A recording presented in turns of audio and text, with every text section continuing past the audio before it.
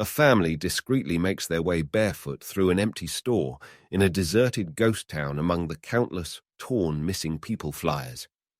Evelyn Abbott, the mother of the family, painstakingly searches through a collection of unopened medication bottles for her ailing eldest son, Marcus. Evelyn assures her deaf daughter, Reagan, that her sibling is fine, while also giving Marcus some medication. Then, when her younger brother Beau is painting a picture of a rocket on the floor, Reagan goes to check on him. "Rocket!" he signals to Reagan. Then he climbs the mainly empty shelves and reaches for a space shuttle toy, saying, "That's how we'll escape." Reagan scurries to catch the toy before it hits the ground as it falls off the shelf. Lee Abbott, the family's father, has been collecting scrap electronics for Reagan's cutting pliers and a radio that will improve its signal. As her family gets ready to leave, Evelyn signals that it will be dark soon, as horrified expressions cover their features. Lee carefully takes the electronic space shuttle toy from Beau's hands after removing its 2 AA batteries. Beau was holding the item. The younger son sees him sign, "It's too loud." Reagan sneaks the toy back to Beau, who then takes the batteries on his way out as the family leaves. The Abbotts use a sand track they've made to return home while remaining silent. They immediately hear the electronic sound of Beau's toy space shuttle as he pulls up the rear as they approach a pedestrian bridge. Lee, who is horrified, hurries to his son, but it's too late. An alien entity rapidly grabs Beau and kills him. The Abbotts arrived at their home farm. In the farm basement, Lee has installed a sophisticated surveillance system, including cameras and monitors, as well as his radio and other equipment, which he uses to try to reach any other survivors. Numerous news articles about an extraterrestrial invasion are also included, along with notes written by Lee that say things like blind, attack sound, and armor. In the meantime, pregnant Evelyn is in a cellar, hanging a handmade mobile there. She erects an oxygen tank and connects a baby breathing mask to it. It is next to a baby crib that is enclosed and soundproof. Lee has climbed to the very top of his grain silo, where he is poring over photos of Beau. Reagan unwillingly tells Evelyn to tell her father that dinner is ready. They eat quiet meals on lettuce leaves rather than dishes after silent meditation.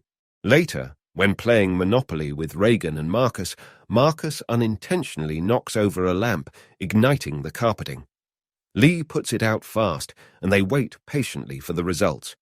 They appear to have escaped harm, but then they hear a loud boom coming from the top. Lee is startled, but relieved to see a raccoon fall from the roof as he peers out of the window.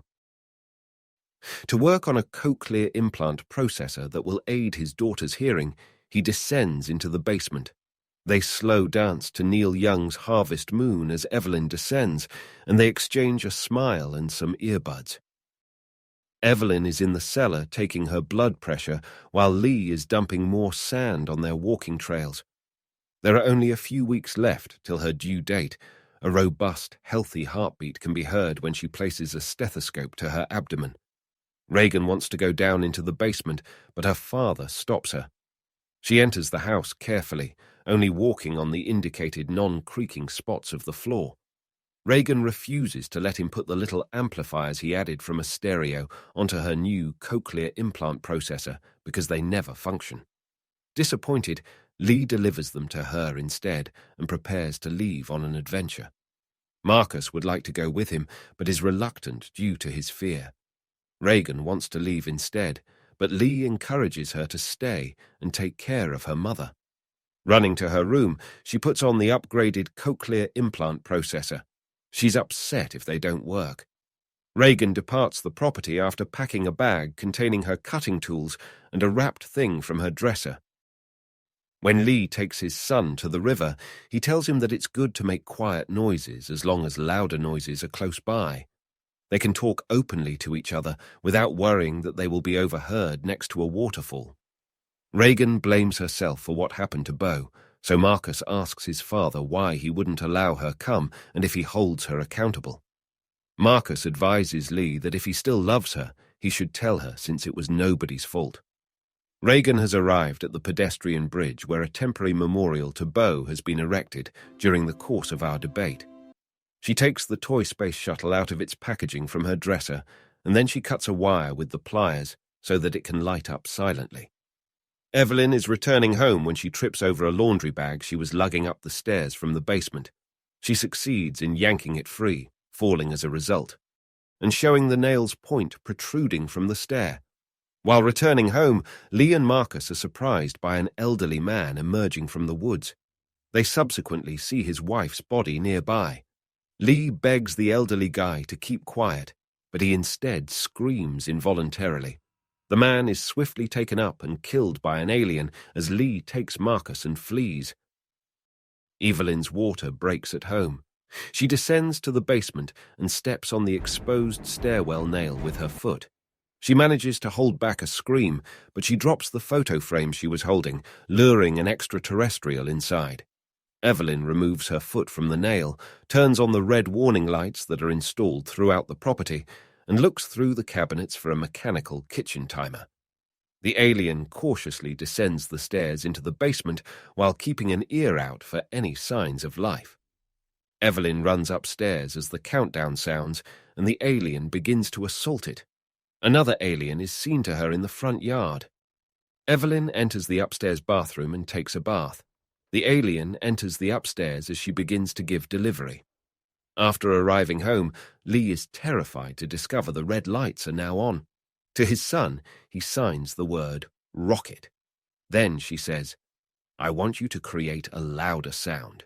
You are capable." Marcus dashes to the appropriate spot, lights a fuse, and sends off a string of fireworks as Lee gets his shotgun. As Lee looks about the house, he enters the bathroom and discovers an empty bathtub stained with his wife's blood. When he realizes Evelyn is alive and hiding in the bathtub with their newborn boy, he stops crying and stops believing she is dead. Marcus, in the meantime, hears the monster while returning to the house. He tries to flee into the cornfield, but instead collides head-on with a tractor wheel, rendering him comatose. After arriving home, Reagan sees Marcus's flashlight beam emerging from the cornfield, but is unable to hear the alien approaching from behind her. However, as the monster draws nearer, Reagan's cochlear implant processor begins to produce a high-pitched feedback, upsetting the alien and making it flee. Marcus is discovered by Reagan, and the two flee to the top of the grain silo. Lee had brought Evelyn down to the cellar and put his newborn in the crib. Before obtaining some much-needed sleep, Evelyn has Lee swear to watch over their kids as she thinks of Bo and laments not carrying him that tragic day. We observe water pouring into the cellar as Lee departs to search for the children. Later, Evelyn awakens to discover the basement flooded. Additionally, a monster has descended into the room where the infant is lying in the soundproof crib with the top open. Evelyn cautiously takes up her infant and crouches down below the waterfall that is filling the room in the back of the cellar. Marcus posts a sign on top of the silo reading, "Don't worry, he'll come for us." "He'll come for you," Reagan replies, shaking her head in disagreement. Marcus suddenly falls inside the silo after a hatch on the top of the structure collapses. The noise draws the alien in the cellar with Evelyn out as he slowly drowns in the grain. Marcus just avoids being hit by the hatch as it totally detaches and falls into the silo. To successfully save her brother, Reagan jumps into the silo and pushes the hatch in his direction so he may get hold of it.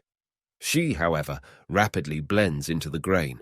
Marcus ascends the hatch and rescues his sister by pulling her out. Marcus and Reagan are both securely seated on the silo entrance when they hear a crash from above the silo.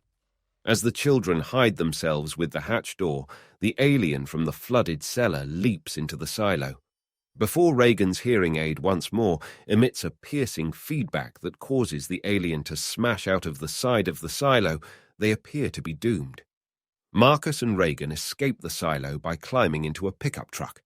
Marcus screams as Lee, who has just arrived, grabs an axe before being attacked by the alien. The monster rushes to the truck and begins tearing it open after hearing this. This time, Reagan turns off her processor when it begins to emit searing feedback. The alien can safely resume attacking the truck at this point. Lee, who is severely hurt, looks at his daughter and gives her the "I love you" sign. "You have my undying love." Then he shouts, "I'll give my life to save the kids." They restart the truck and drive it back to the house, where they find their mother. When Evelyn and the kids hear the alien getting closer, they go back inside and down to the basement. Reagan, who was never permitted down there, finally gets to view the results of her father's labor-intensive repair and fabrication of her artificial hearing processor. Just as the lights start to flicker, she is overcome with emotion. They are surrounded as the alien descends into the basement. However, Reagan examines her father's scribbled note that asked, "What is their weakness?" before quickly scanning the hearing aids on his workbench. Then suddenly, the alien shudders when she turns on the hearing device processor, emitting feedback. Then, by pressing the processor up against a microphone, Reagan amplifies the feedback. As the alien slowly rises to its feet after collapsing, Evelyn grabs Lee's shotgun and blasts off its head. Reagan cranks up the speakers as Evelyn pumps the shotgun while sporting a sardonic grin when they notice on the surveillance monitors that this small brouhaha has seemingly brought every alien in the county to their home. Please subscribe for more and hit the notification button.